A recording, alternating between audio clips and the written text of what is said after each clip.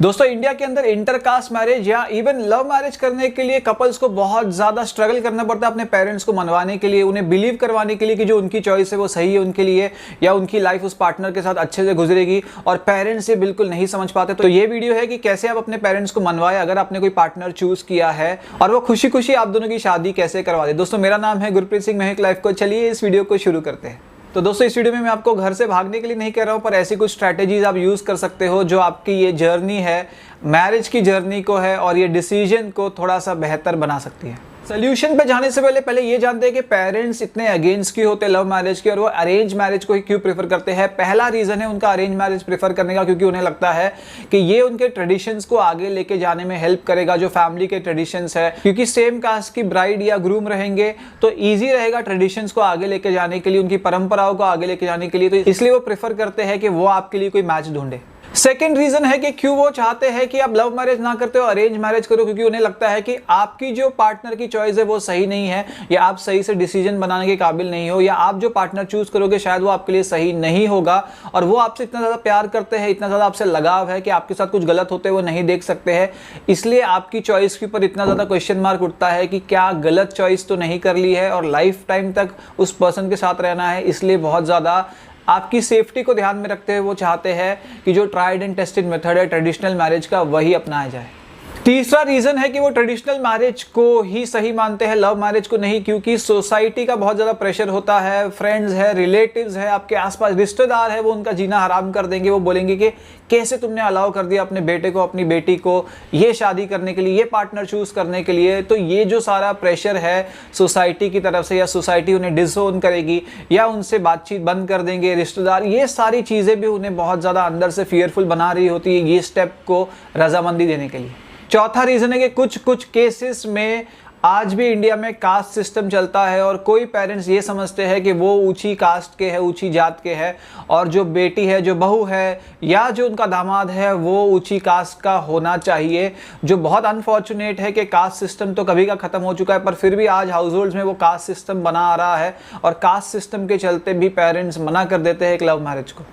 अगला रीजन है कि आपकी चॉइस को रिजेक्ट करना है कि कभी कभी उन्होंने आपके आइडियल मैच के बारे में एक सेट स्टैंडर्ड्स रखे होते हैं। और क्योंकि बोला जाता है कि प्यार तो अंधा होता है, कि अगर आपने कोई पार्टनर चूज किया और आपको वो पसंद है, आपको उसकी हैबिट्स पसंद है, उसकी लुक्स पसंद है, आपको वो अट्रैक्टिव लगता है, आपको उसके साथ लाइफ स्पेंड करनी है, पर हो सकता है कि आपके पेरेंट्स ने जो सोचा हो कि आपका पार्टनर ऐसा ऐसा ऐसा ऐसा होना चाहिए और जो उसके साथ बिल्कुल मैच नहीं हो रहा है, इसलिए भी वो बहुत ज्यादा विलन बन जाते हैं आपके इस लव स्टोरी में।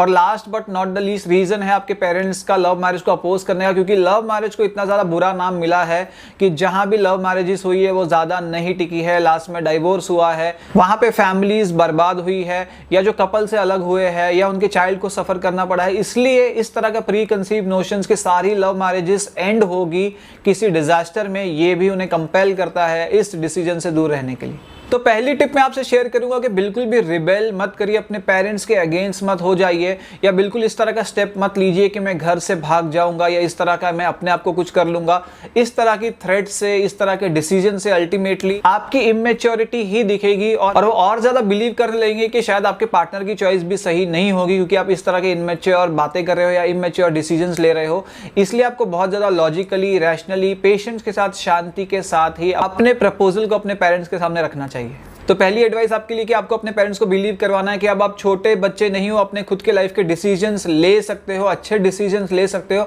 और ये सिर्फ बोलने से वो नहीं मानेंगे, क्योंकि शायद आज तक आपने इस तरह के कोई अच्छे डिसीजन नहीं लिए, या जो आपने डिसीजंस लिए वो एक फेलियर में तब्दील हो गए। तो आपको धीरे धीरे धीरे जो ट्रस्ट डेवलप करना पड़ेगा, इस तरह के डिसीजंस लेने पड़ेंगे, रेगुलर लाइफ के कामों के अंदर इस तरह इंडल्ज होना पड़ेगा, इन्वॉल्व होना पड़ेगा कि ये वो समझ जाए कि आपके करियर के डिसीजंस या रेगुलरली जो भी डिसीजंस होते हैं आप सही से ले रहे हो और आप मैरिज का भी डिसीजंस लेने के कैपेबल हो।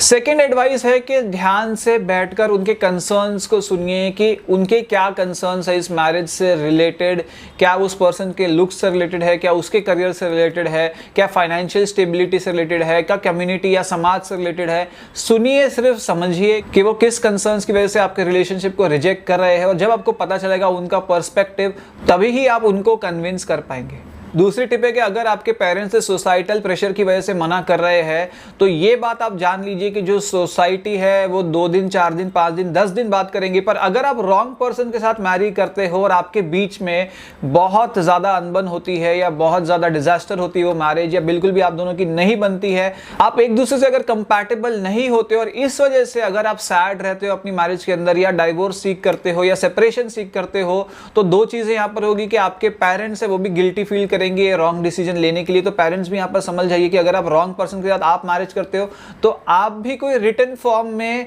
कोई गारंटी नहीं दे सकते हो कि आपने जो पर्सन चूज किया आपके बेटे या बेटी के लिए वो उसके लिए सही ही साबित होगा। आप किसी भी तरह की गारंटी नहीं दे सकते हो। मैंने इस तरह के केसेस देखे हैं कि जहां पे पेरेंट्स ने अपनी सारी इंक्वायरी कर ली, जो भी उन्हें पता लगाना था वो पर्सन के बारे में पता लगा लिया, पर अल्टीमेटली जो भी उन्होंने पता लगाया वो सब फेक निकला, वो सब झूठा निकला और वो एक ट्रैप में फंसकर ही रह गए।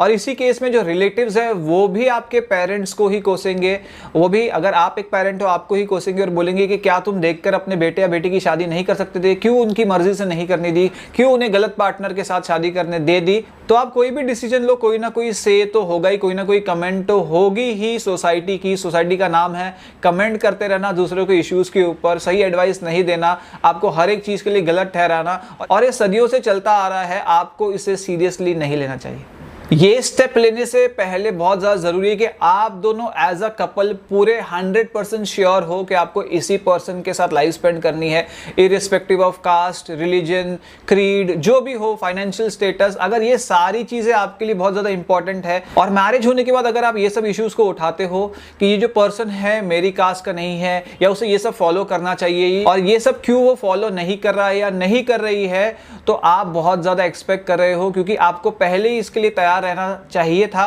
और अगर आपको लगता है कि आप बहुत इजीली ऑफेंड होगे ट्रेडिशंस को लेकर या आपकी मान्यताओं को लेकर, वो सामने वाला पर्सन कितना उस पर बिलीव करता है नहीं करता है, कितना फॉलो करता है, तो आपको ये एक्शन लेना ही नहीं चाहिए फर्स्ट चॉइस पर। और अगर आप मैरिज कर रहे हो अपनी पसंद से तो आपको अपने आप को ओपन माइंडेड रखते हुए उस पर्सन को जैसा वो है एक्सेप्ट करना चाहिए।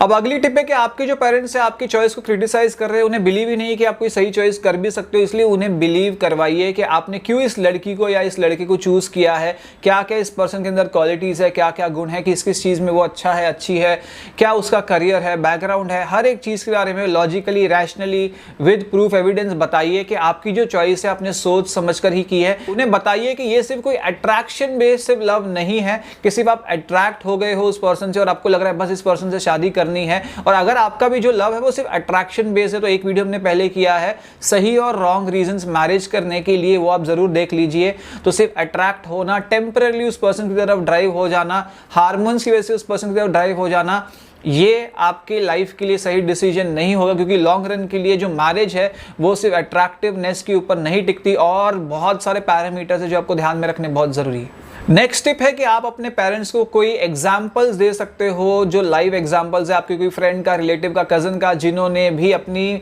मर्जी से शादी की और वो एक अच्छे कपल की तरह लाइफ व्यतीत कर रहे हैं। तो ये जानकर भी शायद आपके पेरेंट्स थोड़ा सा एग्रीएबिलिटी की तरफ हो सकते हैं।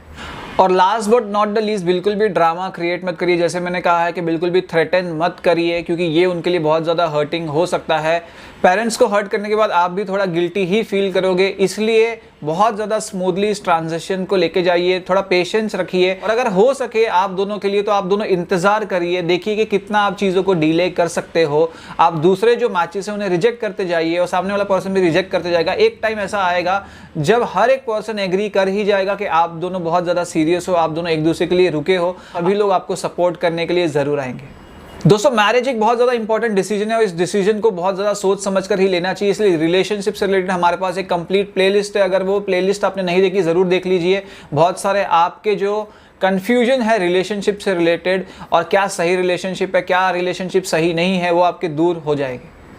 तो दोस्तों ये वीडियो था इतनी। अगर आपको वीडियो पसंद आया लाइक करिए, कमेंट करिए, शेयर करिए और सब्सक्राइब करिए चैनल को और देखते रहिए लाइफ कोच।